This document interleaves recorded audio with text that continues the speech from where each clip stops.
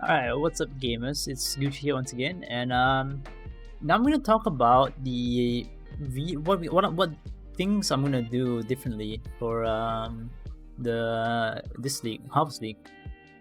So as you guys probably noticed, really barely got touched at all. Like what do we get nerfed? I don't remember. Feels like nothing got nerfed. Maybe like VMS got nerfed, but that's about it.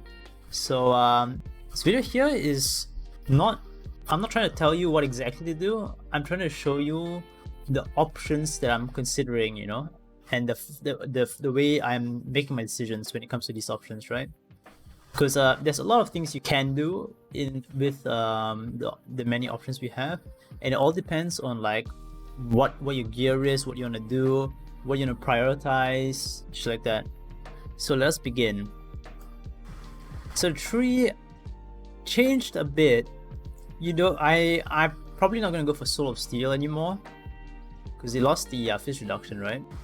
So this tree that I have showing here, it's like a really life heavy tree. As you can see, 252% life, right? However, this is probably not the tree I'm gonna be using. But let me first highlight the key differences from the initial build that I used in the Chinese race. So this tree gets Heart of Flame, gets Divine Judgment, does not go here for Unwavering. Used to be here, so Unwavering is not here anymore. We do not bother going for Unwavering. Instead, we go out from the outside, get Call to Arms for War Cries, and yeah, it just gives us a lot more life.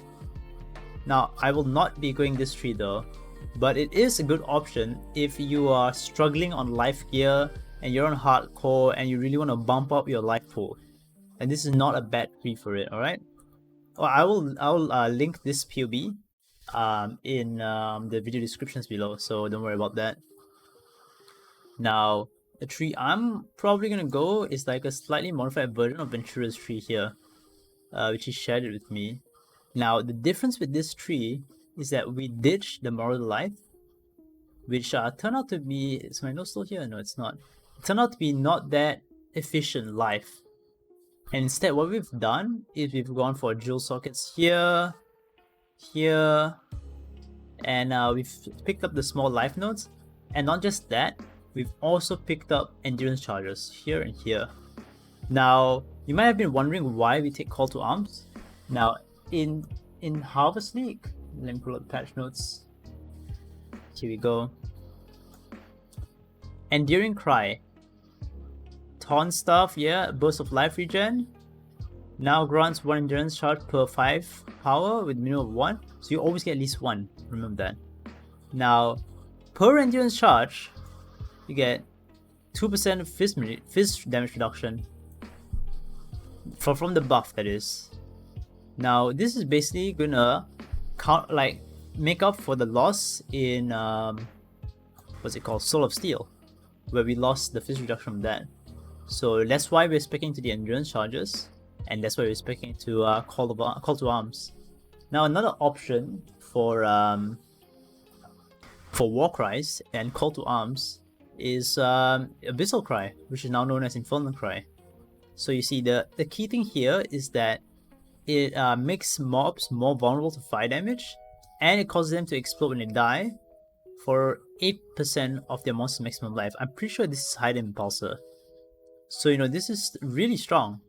And also buffs your single thought, which is one of the problems people bring up with these typical very tanky life-based VD builds.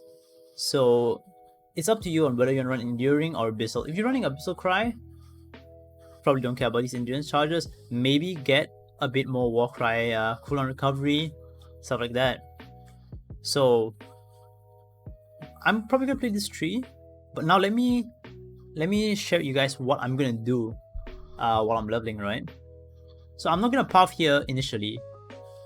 What I'm gonna do is I'm gonna path here. So I'm gonna take all this out. I'm gonna get Mystic Bulwark. Now this mana regen is gonna come in clutch, because early on you really have mana issues.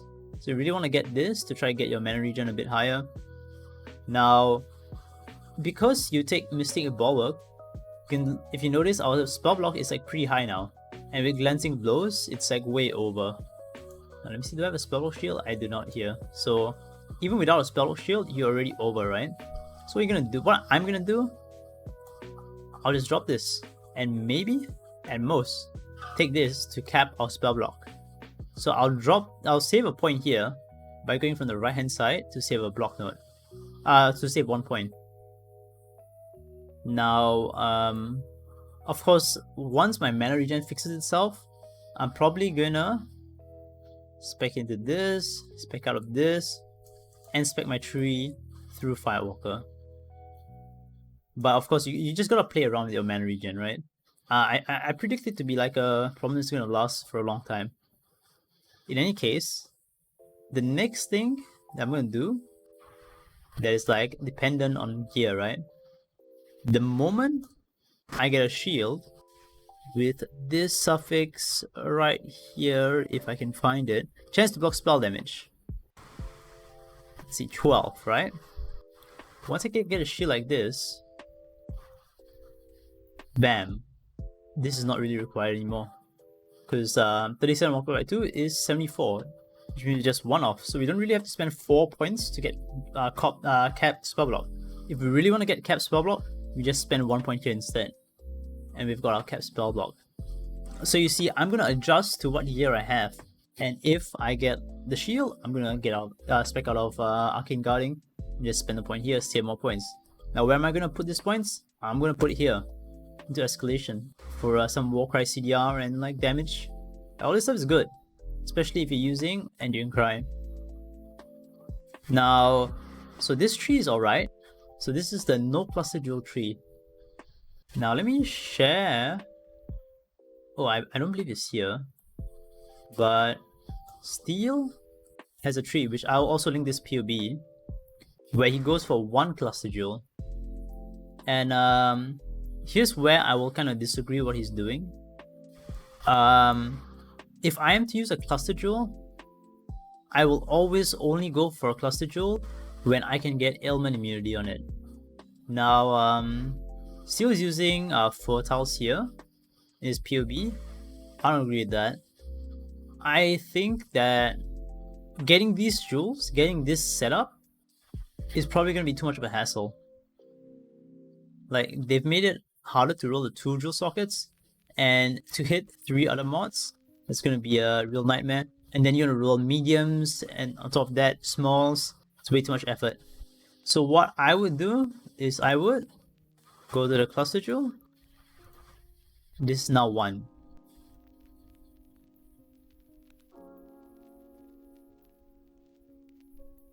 With this being 1, I mean, if I hit 2, it's also fine. I can get the good shape.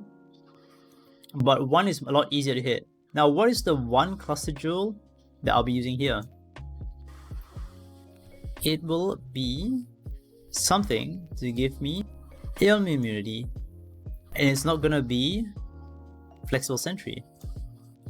I believe that I'll actually go for Elegant Form.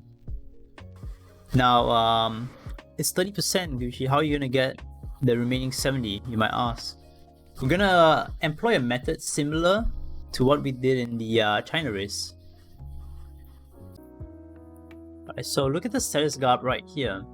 So now this rolls between 25 to 35 if I remember correctly. And this mod here rolls between 20 to 25.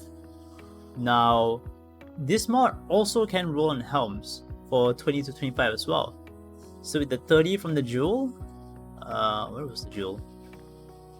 I actually have no idea where I put it. Here it is. So 30 from the jewel, so 25 to 35 from the chest, 21 to 25 on the gloves, and 21 to 25 on the helm. There's going to be an easy 100% chance to avoid all ailments. Now, there is only one situation where I'd actually bother doing this though. Like, I will not bother with a cluster jewel unless I get a Wise Oak drop. I feel like that's the only situation where I would actually want to go through the trouble of getting all this stuff in. So what am I going to do with the remainder of Steel's points, right? I'm probably going to get this for some damage. And I don't know, what else can I get? That's probably it. Maybe I'll get the endurance. Oh, he has the endurance charges. I can get the jewel socket here, stuff like that. So yeah, that's like another option you have. Now, Steel also has actual ailment immunity option, but it uses 2 cluster jewels, and I think this is alright. This is good damage, good survivability.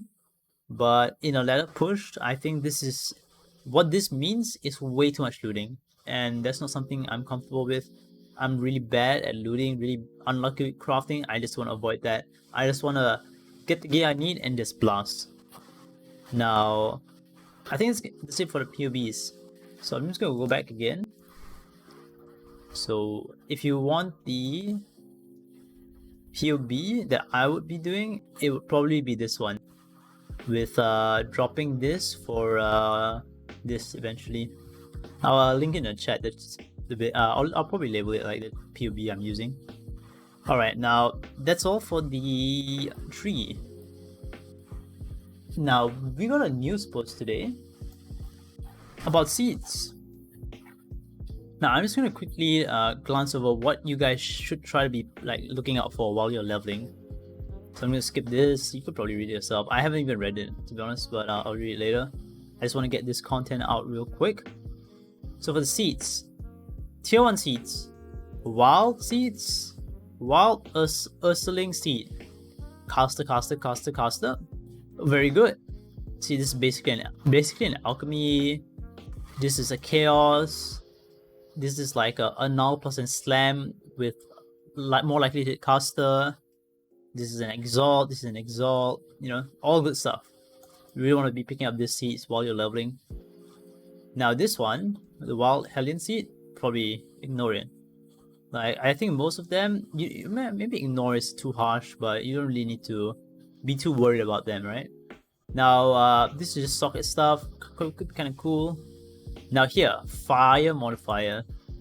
This one you definitely want to pick up as well, because if you look at this, you could probably like do some +1 wand crafts with like you essence a low island level 1. If it doesn't hit it, you then do this craft to try to get the +1, stuff like that. It's all possible. I haven't really decided what I'm gonna do yet with my crafting of one, but fire mod is definitely something to look out for. Wild ape seed. This is just this is the socket and links thing.